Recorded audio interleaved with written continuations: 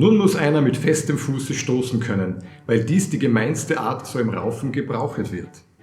Das schreibt Joachim Hünitsch, einer der deutschen Übersetzer von Salvador Fabris Werk. Wir zeigen euch in diesem Video den Ausfall im italienischen Rapierfechten, weil es der wichtigste Stichangriff ist.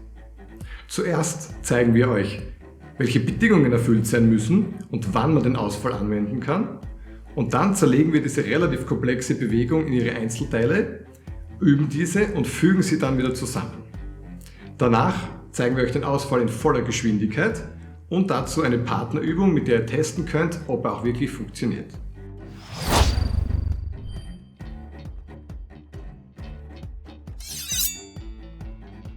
Der wichtigste Angriff im Rapier ist der Ausfall.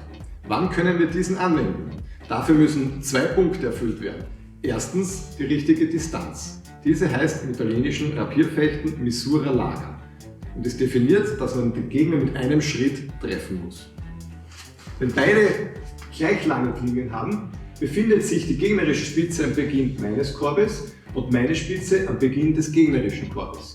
Aus dieser Distanz könnte ich jetzt angreifen. Der zweite Punkt ist das Tempo.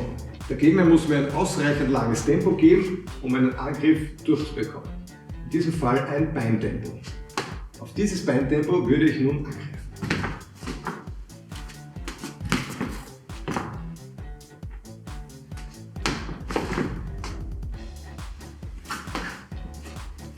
Nun kommen wir zum Ablauf des Ausfalls.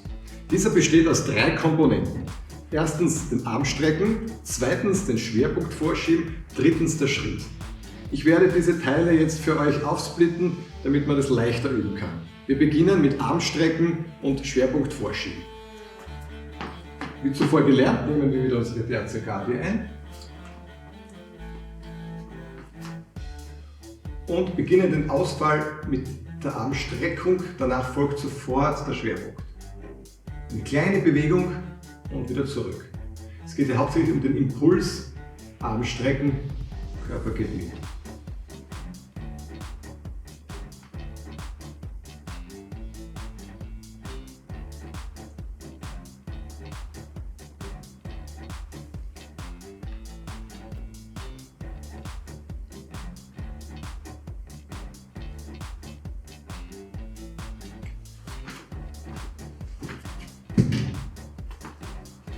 Nun kommen wir zum zweiten Teil unserer Ausfallvorübung.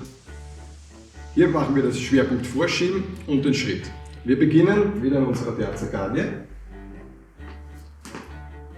und lassen jetzt aber die Hände an den Hüftgelenken, damit wir direktes Feedback von der Stellung der Hüftgelenke bekommen, was jetzt sehr wichtig ist für diese Übung. Wir beginnen mit dem Vorschieben des Schwerpunkts und unmittelbar danach strecken wir den Unterschenkel des Schwertfußes und setzen den Schwertfuß in einer Entfernung von 2 bis 3 Schuhlängen vom hinteren Fuß entfernt wieder ab. Und dann wieder zurück.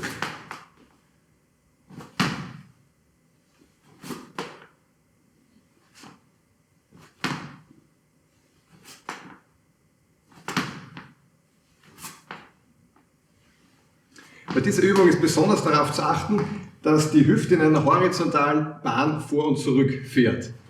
Es darf sozusagen keine Welle nach oben und unten drinnen sein, sondern wirklich eine gleichmäßige horizontale Bewegung sein.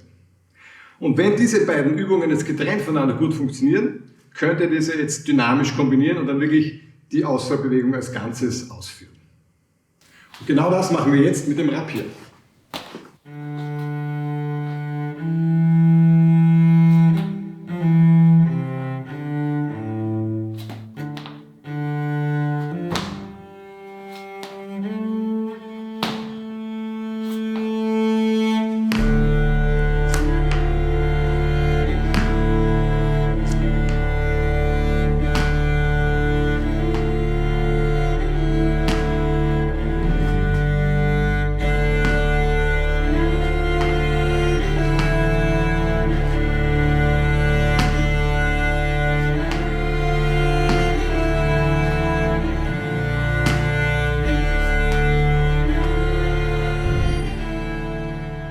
Jetzt noch ein Wort zur Reichweite. Damit wir den Gegner wirklich treffen können, müssen wir eine gewisse Reichweite überbrücken. Und Und das wäre in dem Fall die gegnerische Armlänge plus noch ein weiteres Stück Eindringtiefe, damit wir ihn auch wirklich treffen. In der Ausfallposition würde das so aussehen.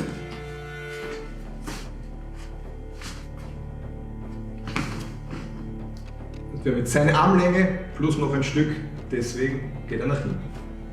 Das Ganze kann man jetzt auch sehr gut testen, damit man wirklich überprüfen kann, ob der Ausfall ausreichend weit geht. Man nimmt einfach wieder die Ausfallposition ein. Meine Spitze ist jetzt bei Julians Hand.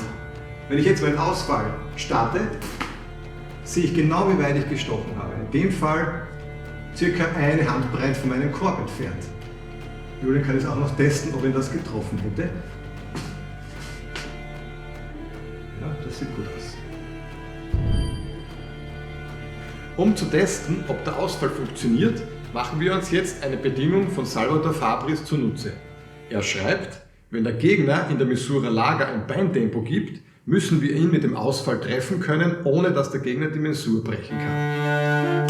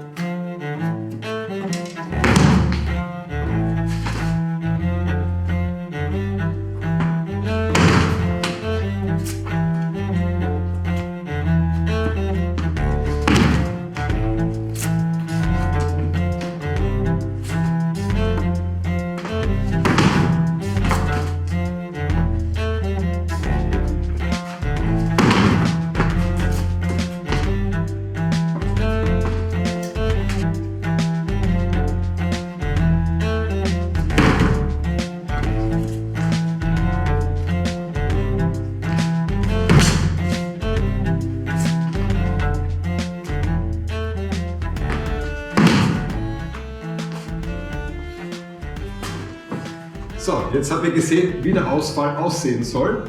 Als nächstes zeigen wir euch ein paar gängige Fehler, die wir an uns selbst und an anderen regelmäßig beobachten. Wir zeigen euch dann natürlich auch, wie man die verhindert. Der erste ist wie folgt.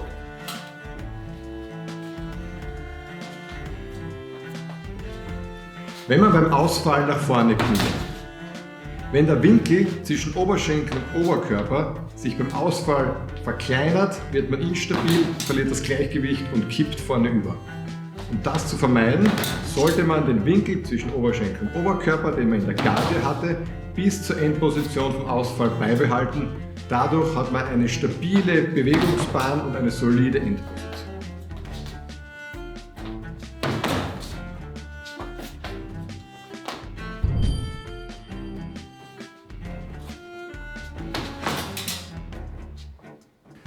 Wenn man den Arm zu spät streckt, erzeugt das einen Impuls am Ende der Bewegung, die einen nach vorne kippen lässt und man wird natürlich komplett instabil.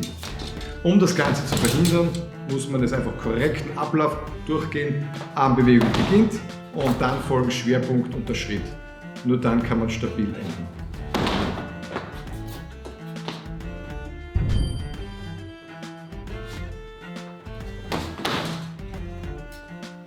Wenn man beim Ausfall den Fuß zu früh oder zu spät nach vorne setzt, führt es dazu, dass sich der Körper zuerst hebt und dann wieder senkt.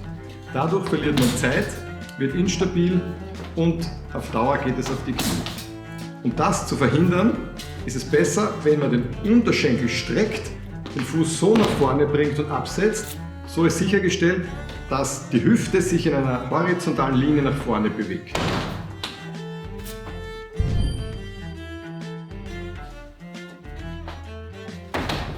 Wenn man beim Ausfall zusammen mit dem Arm die Schulter nach oben und vorne schießt, erzeugt das ein Drehmoment im Oberkörper und man kippt zur Innenseite, sticht vielleicht sogar innen am Gegner vorbei. Um das zu verhindern, ist es am wichtigsten, dass die Schulter hinten und unten bleibt und man nur den Schwertarm streckt.